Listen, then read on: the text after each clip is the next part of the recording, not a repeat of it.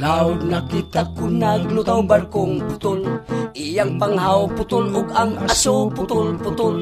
Giguroy sa sampang putol ang timonil putol, milandig paghinay-hinay sa pantalang putol.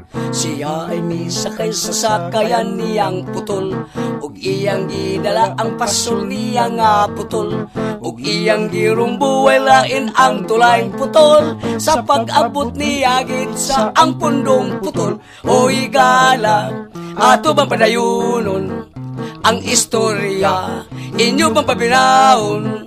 Kung buot mo, ato lang padayunon, kining sugilanon, putol lang gihapon. Ang pasol nga putol ug ang iyang taga putol, isdang putol ang nakuha sa suba nga putol.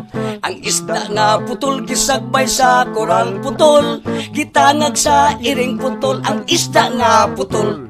Gigugod ang iring putol sa bata nga putol, ang gisakyan sa bata bisikleta nga putol.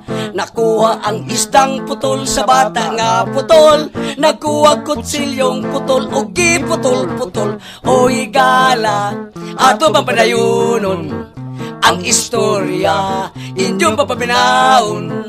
Kung buot mo, ato lang padayunon, kining sugilanon, putol lang gihapon. Ang bata nga putol nagkuhag tinidor putol, og kutsarang putol kay luto ng isdang putol.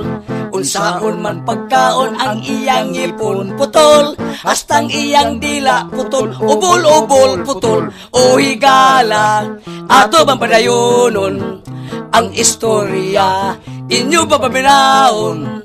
Kung buot mo, ato lang tapuson, kining sugilanon, balos putol-putol pungkol.